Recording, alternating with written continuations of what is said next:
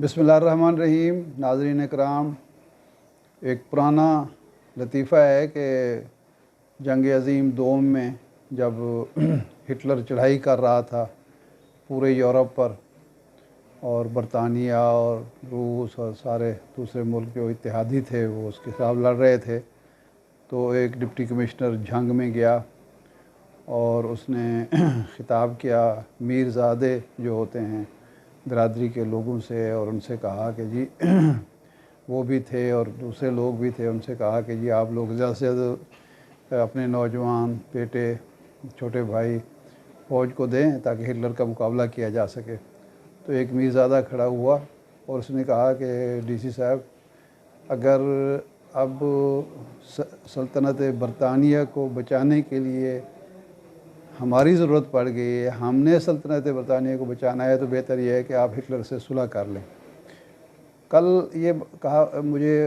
लतीफ़ा या वाक़या याद आया जब कल फैसल वावडा साहब ने आके प्रेस कॉन्फ्रेंस की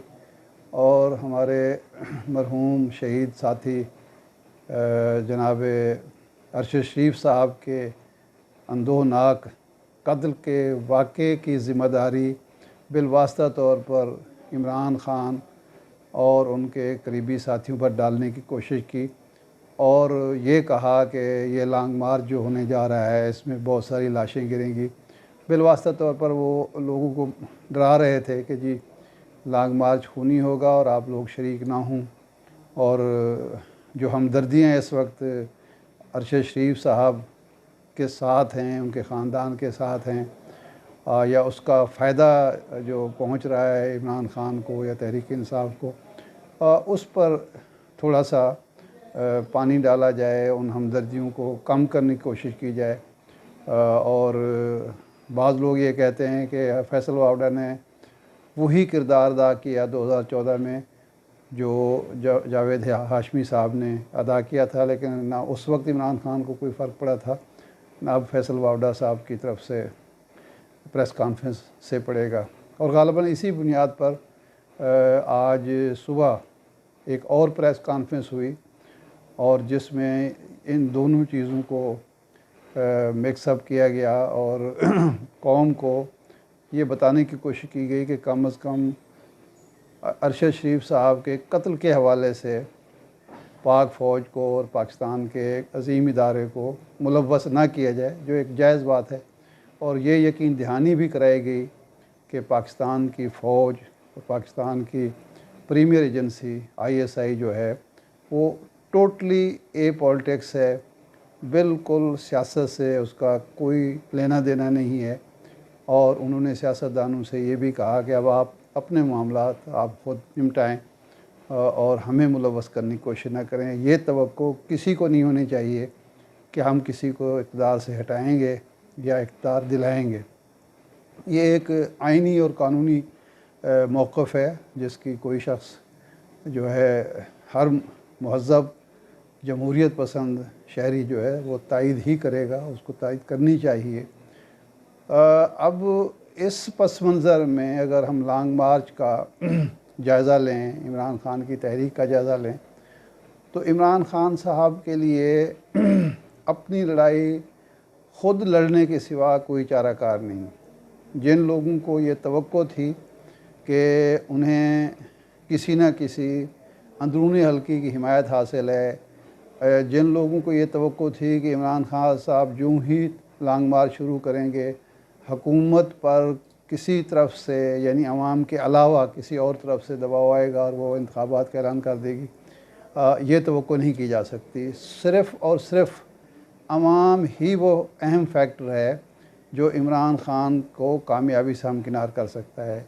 अगर इमरान ख़ान साहब की अपील, इमरान ख़ान साहब के जो वोटर हैं, जो सपोर्टर हैं और कारकुन हैं, वो उनके वोटर को, उनके हामी अवाम को बाहर निकालने, सड़कों पर निकालने, लॉन्ग मार्च का हिस्सा बनाने और हुकूमत पर दबाव डालने में कामयाब रहे तो इलेक्शन भी होंगे और वो इलेक्शन फेयर एंड फ्री भी होंगे और उसका फ़ायदा इमरान ख़ान साहब को भी होगा। लेकिन अगर 2014 کی طرح ان کے سینئر لیڈروں نے، ان کے فعال کارکنوں نے کوئی غلطی کی اور اس مفروضے پر بیٹھے رہے کہ عوام خود نکلیں گے، خود لبرٹی چوک پہنچیں گے، خود اپنے خرچے پر، اپنے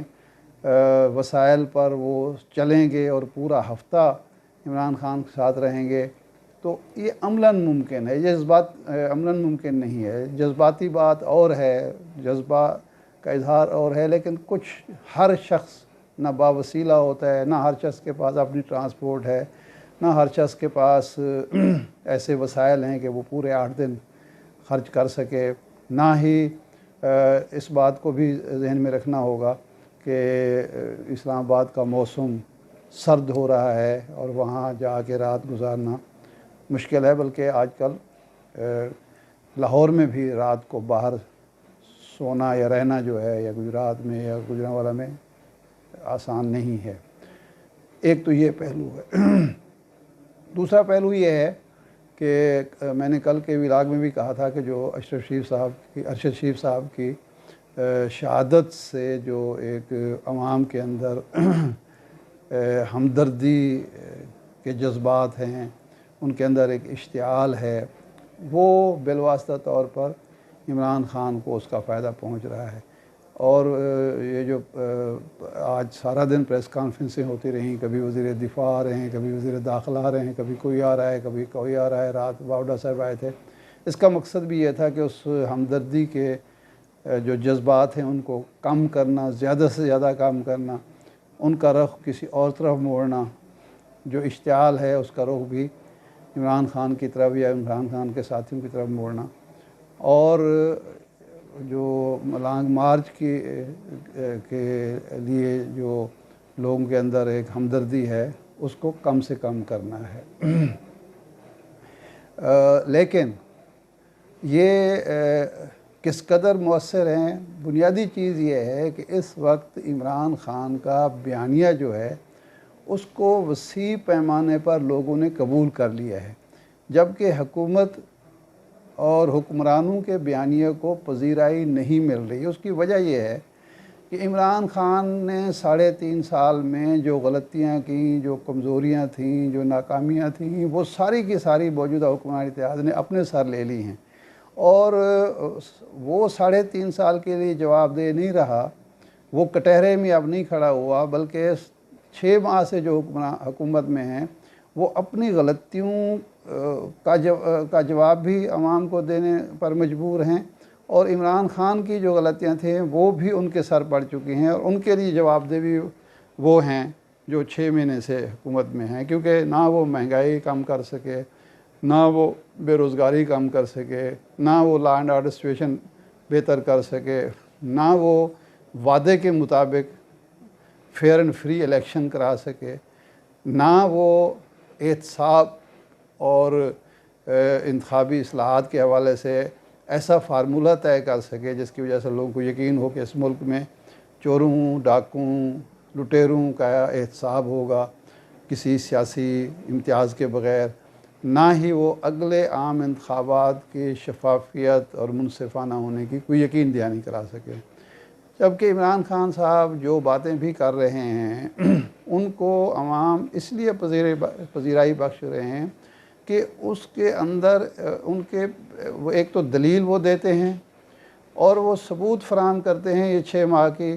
حکومت کو بطور ثبوت پیش کرتے ہیں کہ دیکھیں میں تو پہلے ہی کہتا تھا کہ یہ لوگ صرف اپنے گناہ بخشوانے کے لیے،